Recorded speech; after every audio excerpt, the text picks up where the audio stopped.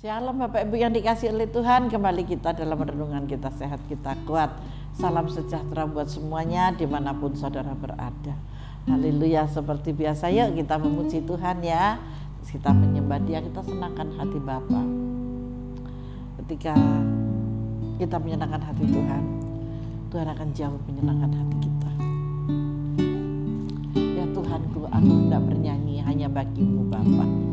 Ya Tuhanku, amin. Aku hendak bernyanyi bagimu. Maukah saudara bernyanyi untuk Tuhan? Selagi kita diberi kesempatan, ada hidup, ada sehat yang di dalam tubuh kita, mari kita senangkan hati Tuhan dari hati kita. Bermazmur bagi. Amin, amin. Kita memuji Tuhan, kita bermazmur bagi Dia. Haleluya, amin, amin. Ini yang menyukakan hati Tuhan.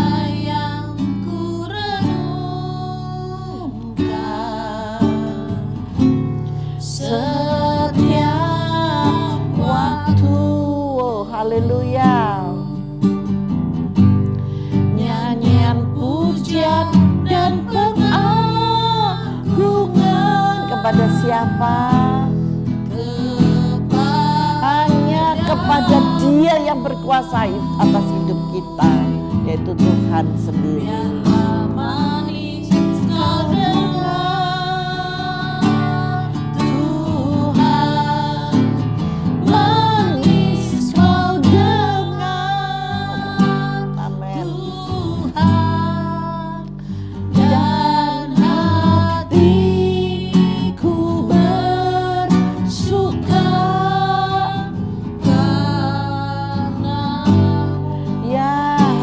Bersuka hanya karena ada Tuhan di dalam kita.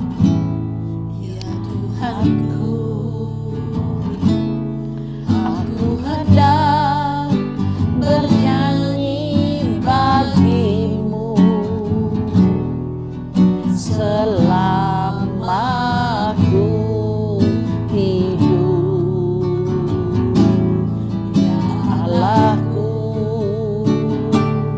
aku hendak bermazmur bagimu selagi ku ada. Amin, amin. Inilah yang ku renungkan setiap waktu.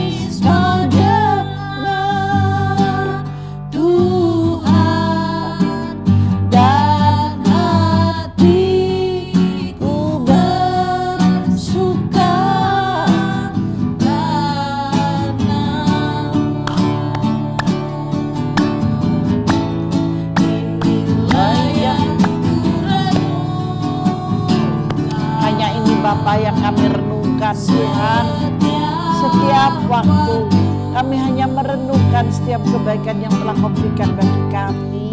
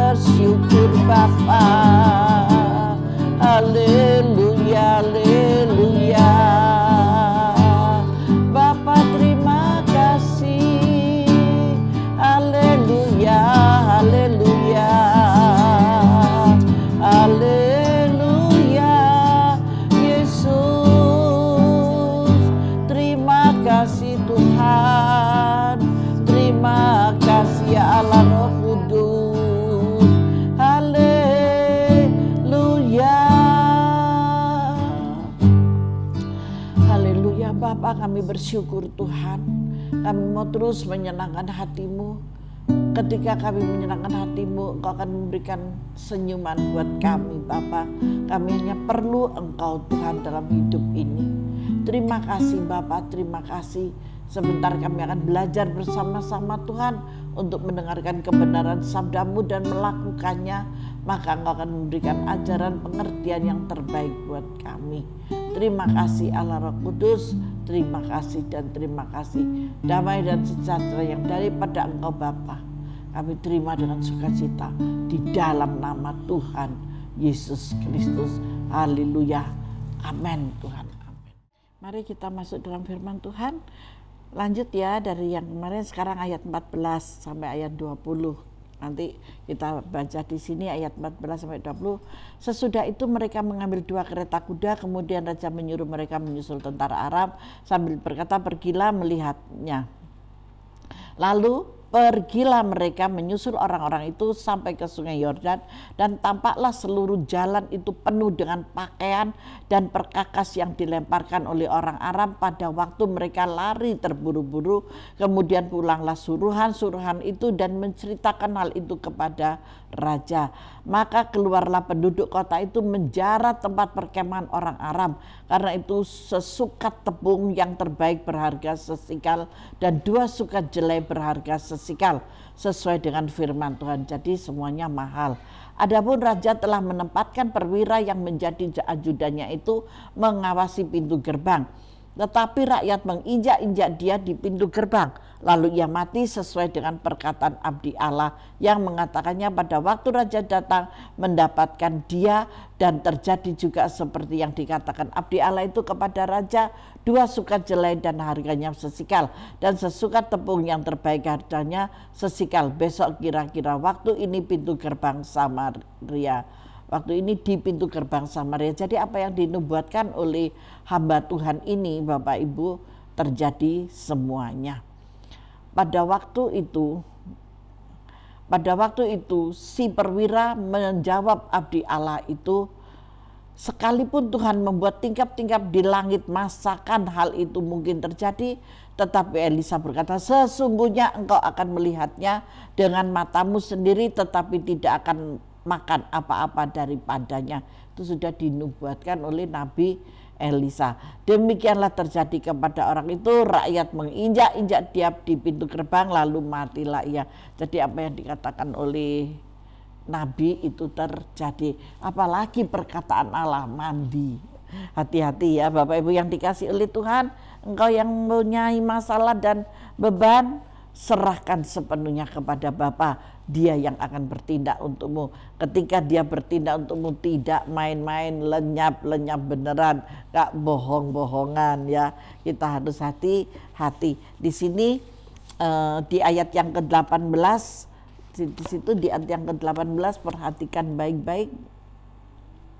Dan terjadi juga seperti yang dikatakan abdi Allah itu kepada raja. Jadi apapun yang dikatakan oleh abdi Allah itu benar. Dan abdi Allah ini tidak keluar dari pikirannya sendiri, tetapi dari Allah sendiri yang berkata. Nah, maka dari itu kita jangan meremehkan apa yang dikatakan oleh firman kepada kita ya. Firman itu benar-benar adalah firman yang hidup dan pasti digenapi oleh Tuhan. Janjinya ya dan amin. Ketika kita mendapatkan bahwa Tuhan yang menyegarkan jiwa kita pasti disegarkan. Ketika Tuhan mengatakan, aku yang akan mengambil semuanya, berperang gantikanmu, jangan takut, Tuhan pasti akan lakukan itu. Maka dari situ di sini ada 4 hal yang mau saya beritahukan kepada saudara, bagaimana dan rahasianya. Kalau kita menyebut diri sebagai abdi Allah atau hamba Allah, maka ada 4 kriteria ini yang harus saudara miliki. Kriteria apa sih itu kira-kira? Saudara harus hidup benar dan suci. Itu yang nomor 1. Ada kuasa di balik perkataan abdi Allah. Sebab kerajaan Allah bukan hanya terdiri dari perkataan, tetapi kuasa. Nah, kalau impartasi kuasa itu diberikan kepada abdi Allah ini, itu yang akan terjadi Jadi jangan menyepelekan abdi Allah ya, atau pekerja atau pelayan Tuhan yang diurapi. Alkitab berkata, aku yang akan memberkati ucapan-ucapan dari hamba-hambaku. Wow. Bahkan Alkitab berkata, aku akan menggenapi setiap firman yang disampaikan oleh hamba-hambaku. Ada amin. Jangan melihat orangnya, jangan melihat pendetanya. Amin. Tetapi lihatlah urapan yang ada pada beliau. Amin. Jangan menyepelekan orang kecil ya.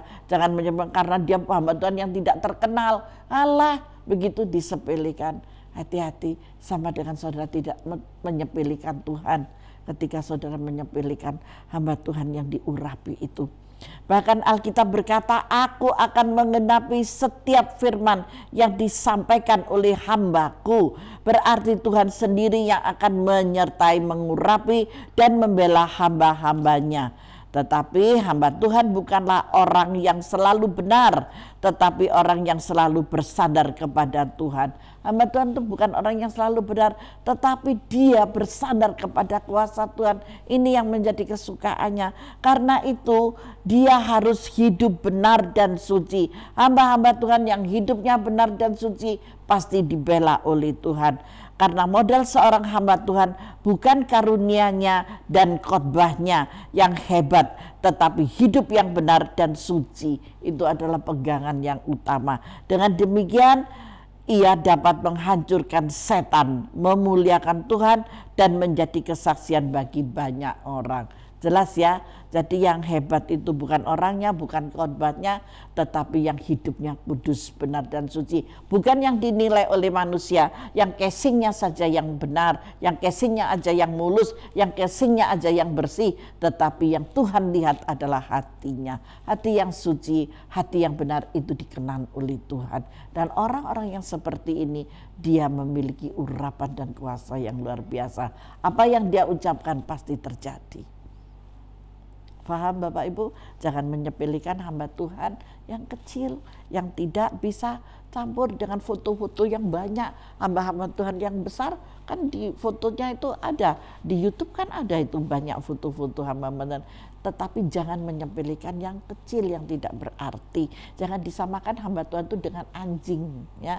Tetapi hamba Tuhan itu memiliki kehidupan sendiri. Dia bukan orang yang baik, dia bukan orang yang berkelebihan, sama kekurangannya. Tetapi dia dikenan karena hidupnya benar dan suci di hadapan Tuhan. Hal yang kedua, saudara harus selalu bergantung kepada Tuhan. Tidak bergantung kepada pengertiannya sendiri.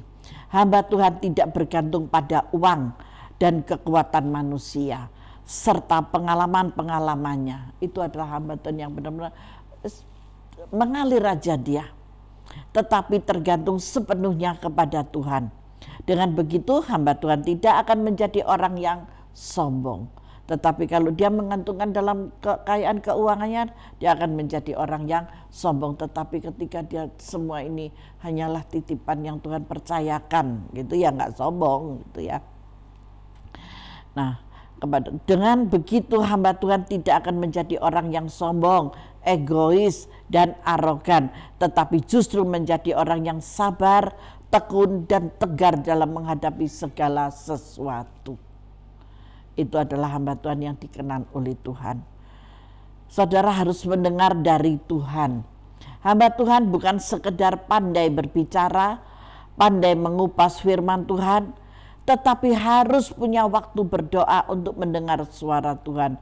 Itulah hamba-hamba Tuhan seperti Elisa, Elia, hubungannya intim dengan Tuhan.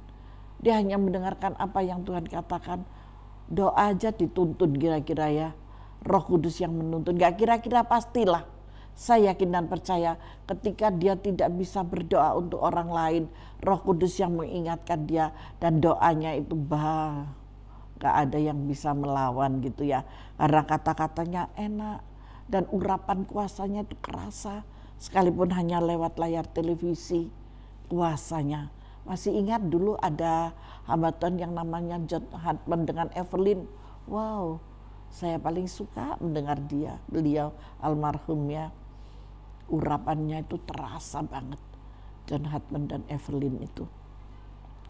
Ya, hamba-hamba Tuhan yang seperti itu yang Tuhan suka. Maka dari itu kita jangan mudah menyepelekan hamba-hamba Tuhan. Jangan dikira hamba Tuhan itu kalau saudara kaya dia mendekat, enggak, belum tentu kok. Uangmu bukan apa-apa, karena dia merasa bahwa uang Tuhan itu jauh lebih banyak daripada uang saudara. Maka dari itu jangan menyepelekan hamba Tuhan yang tidak punya. Ya, jangan mengecilkan, nanti saudara akan kena imbasnya dan dampaknya sendiri. Maka dia hanya menjadi seorang penceramah atau seorang yang berpidato. Hamba Tuhan yang mendengar suara Tuhan itulah yang menyatakan kemuliaan Tuhan.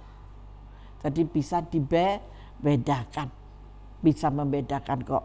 Ini benar-benar hamba Tuhan yang dipakai Tuhan atau ini hamba uang yang hanya mencari keuntungan diri sendiri. Itu saudara harus peka ya.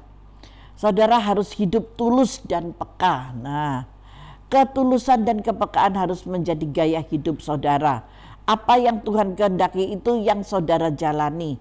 Kepekaan artinya kita dapat memahami kebutuhan orang lain. Saudara dapat peka akan rencana dan kehendak Tuhan. Saudara peka akan apa yang harus saudara jalankan sesuai dengan petunjuk ilahi. Nah, mari saudara dikasih oleh Tuhan, kita terus belajar dengan firman ini supaya hidup saudara dan saya boleh berkenan di hadapan Tuhan. Kita harus menanggapi segala sesuatunya dengan yang benar dan baik. Karena baik belum tentu benar, tetapi kalau benar pasti itu baik. Ada amin, saudara paham akan hal ini? Saudara mau diberkati, maka itu terjadilah seperti yang dikatakan abdi Allah. Apa yang dikatakan oleh abdi Allah itu ya dan amin. Maka dari itu jangan terlalu menyepelekan hamba-hamba Tuhan yang sudah diurapi. Jangan melihat sosoknya, jangan melihat penampilannya, jangan melihat keterbatasannya. Tetapi lihatlah urapan dan kuasa Tuhan menyertai hamba-hamba Tuhan ini. Saudara dikasihi oleh Tuhan, apapun yang firman Tuhan sampaikan melalui hamba-hamba Tuhan pasti akan dinyatakan. Tujuannya supaya hidup kita berkenan sesuai dengan kehendak dan rencana Tuhan sendiri. Seringkali firman Tuhan yang saya sampaikan dan juga Pastor David sampaikan itu kami mengalami semuanya. Dulu setelah firman kami mengalami. Hari kemarin, tahun-tahun kemarin kita mengalami dulu dan firmannya seperti ini. Firman Tuhan itu enggak main-main. Firman Tuhan itu ya dan amin. Maka dari itu enggak ada yang bisa melawan. Apa yang sudah kita sampaikan itu terjadi. Dan sebelum kita sampaikan sudah terjadi terlebih dahulu. Dan setelah itu kita menyampaikan dalam firman-Nya. Itu bukan dirancang oleh manusia, tetapi itu yang menjadi kehendak Tuhan. Maka dari itu Bapak Ibu yang dikasih oleh Tuhan, percayalah sungguh-sungguh dengan firman Tuhan. Karena firman Tuhan menghidupi di dalam kehidupan saudara, jiwamu, rohmu, dan tubuhmu. Kita berjalan sesuai dengan kehendak dan rencana Bapa. Mari kita masuk di dalam doa. Bapa, kami bersyukur, ajari kami untuk terus taat dan setia kepadamu. Kami terus mengerti dan mengenal akan kebenaran firman-Mu. Dan kami Tuhan akan menghargai Engkau melalui setiap hamba-hamba Tuhan yang menyampaikan kebenaran firman-Mu ini. Kami tidak melihat Tuhan hal-hal yang lebih tinggi yang ada pada manusia, tetapi kami melihat hal-hal yang besar yang daripada Engkau. Untuk itu Bapa, ajari kami terus Tuhan untuk memiliki roh yang taat dan takut akan Engkau. Saling menghormati dan menghargai Bapa bagi orang lain dan sesama kami. Lebih-lebih kepada hamba-hamba-Mu yang Kau urapi ya Bapa. Terima kasih ya Allah Roh Kudus. Terima kasih. Diberkatilah kami semuanya di dalam nama Tuhan Yesus Kristus. Haleluya. Amin. Tuhan Yesus memberkati kita semuanya.